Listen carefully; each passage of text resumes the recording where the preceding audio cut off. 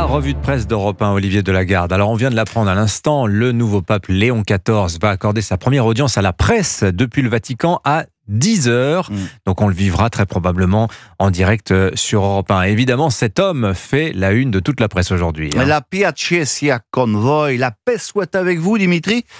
Ce furent les premières paroles de Léon XIV, qui est donc effectivement à la une de tous les journaux, même l'Humanité. Le journal de Jaurès et de Lénine se réjouit en première page que le nouveau pape s'inscrive dans les pas de François. Staline doit se retourner dans son mausolée, car dans ses colonnes, Pierre Barbancet n'ironise plus comme le petit père des peuples sur le nombre de divisions que compte le Vatican, mais explique doctement à ses lecteurs, gentiment bouffeurs de curé, que dans ces périodes marquées par les guerres, la parole d'un pape reste importante. Alors revenons à Rome, Olivier. Place Saint-Pierre, il est 18h07, raconte Michael Gore, correspondant de La Croix au Vatican. Une Italienne, les yeux rivés sur la cheminée de la chapelle Sixtine, saisit son téléphone. Elle est blanche, s'époumonne-t-elle. À côté d'elle, Nick, Thaïlandais, bras levés au ciel en signe de victoire, crie « Yes, Alléluia !» Un groupe de jeunes saute de joie. « Nous avons un pape !» De tout Rome, la foule afflue, raconte-t-il. 19h14, la double porte-fenêtre de la loggia centrale de la basilique Saint-Pierre s'ouvre enfin. Habemus Papam, puis ce texte rituel en latin datant du XVe siècle calqué sur les mots de l'évangile selon saint Luc, précise La Croix.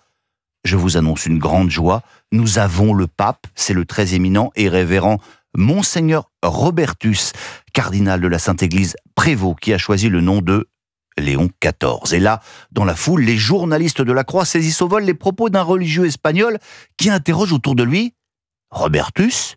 Qu'est-ce qu'ils ont dit ? Qui est-ce » Et le père Pedro Barralone n'est pas le seul à se gratter la tête à ce moment-là. Les plus éminents vaticanistes sont eux aussi stupéfaits. Jean-Marie Guénois du Figaro, par exemple, le reconnaît humblement ce matin. La surprise est de taille.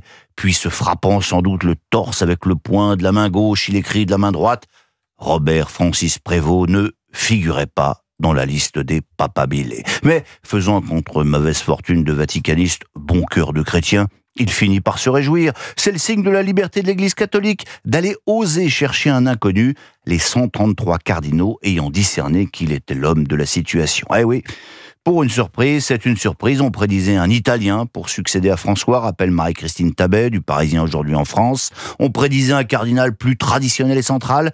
C'est un Américain, du Nord cette fois, mais qui connaît très bien la rive sud du continent, bref, la périphérie chère à feu François.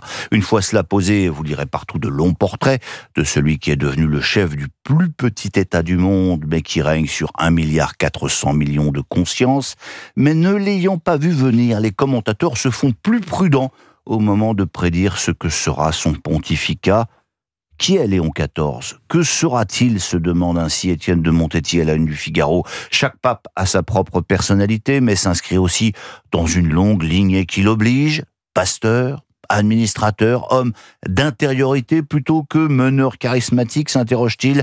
Léon XIV va se révéler nolens volens, conclut-il, bon gré. Malgré. N'y a-t-il pas quelques leçons que nous pouvons déjà tirer de cette élection, Olivier ? Eh bien si, et c'est Jacques Attali qui, dans Les Échos, a observé ce conclave avec l'œil du politologue. L'élection d'un pape donne-t-elle des leçons aux institutions démocratiques, s'interroge-t-il. A priori, aucune. Une élection secrète d'un homme obligatoirement célibataire par d'autres hommes pour diriger seul un pays jusqu'à sa mort. Ça ressemble à ce qui se passe dans les pires dictatures. C'est à l'évidence totalement contraire à tous les principes démocratiques, et pourtant, cela mérite que l'on s'y intéresse, écrit-il. D'abord, dans cette élection, la campagne électorale sert d'abord à faire le bilan de l'institution, puis à choisir les orientations que les électeurs veulent lui donner. Enfin, seulement, on passe au vote secret, sans influence extérieure et sans que personne ne soit candidat. Et on peut avoir à voter un nombre très élevé de fois jusqu'à ce que se dégage une majorité qualifiée sur un non. Voilà, Attali nous laisse méditer sur ces systèmes difficilement reproductifs, mais politiquement intéressants, et de rappeler que cette élection est celle de la plus ancienne institution humaine encore existante au monde. Ce qui nous amène à la politique.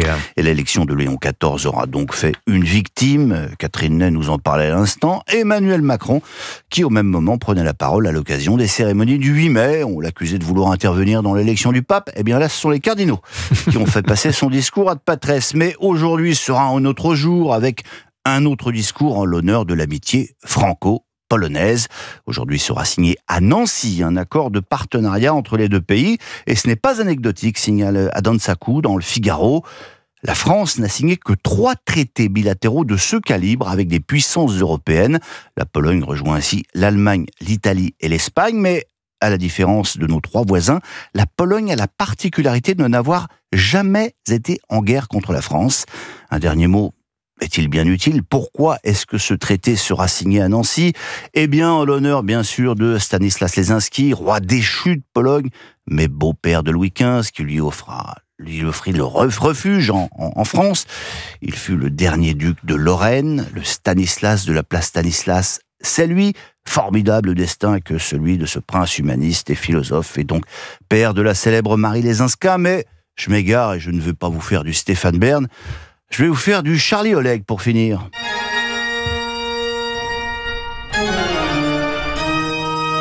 C'est un peu plus classe que Charlie Oleg, quand même. Oui, un peu d'orgue pour conclure. Parce qu'il y a des organisateurs d'événements qui ont quand même le sens du timing. À partir d'aujourd'hui, et durant tout le week-end, se déroulent les jours de l'orgue. Thierry Hillerito y consacre un long papier dans le Figaro. C'est très sérieux. 1000 organistes vont se produire dans toute la France. Et l'idée, c'est aussi de ne pas jouer que du Bach, de dépoussiérer, peut-être désacraliser un peu cet instrument merveilleux. Si Jules veut un jour expérimenter l'orgue, nous sommes prêts, promet ainsi un professeur du conservatoire à Marseille. Marseille reste qu'au lendemain de l'élection d'un nouveau pape, c'est quand même un peu particulièrement de circonstance. Bon, là, c'est pas du Jules. Est-ce que vous reconnaissez ça? Oui, c'est... Madonna. Non, c'est... Pas du tout. oui, c'est Bonnet M. Non, je suis pas loin, c'est... Gimme. Un gup. Oh, Si. bon, bref, c'est C'est disco. Abba. Ah, c'est Gimme. Bravo, merci, Abba. oh là là. Gimme. Heureusement Oh là que là. Pascal Bon, Pro est ah là. bah, c'est pas mal. Bon, Abba, on pourrait juste exceptionnellement rebaptiser ce morceau « Give me a pop after midnight Il a osé. Ah, ça y est, on reconnaît Abba, oui. Vous savez ce que signifie Abba? Ça veut dire père. Et ben voilà, vous n'étiez pas si loin finalement. Vous n'avez pas totalement ». Vous désacralisé. parlez le suédois aussi. Mais non, mais dans la Bible, Abba, c'est le père. Voilà, bien sûr. Merci en tout cas pour votre revue de presse. On en a appris des choses grâce Et là, à vous vous. m'en avez appris. Eh ben, écoutez, chacun son tour. Voilà. Merci beaucoup, Olivier Delagarde.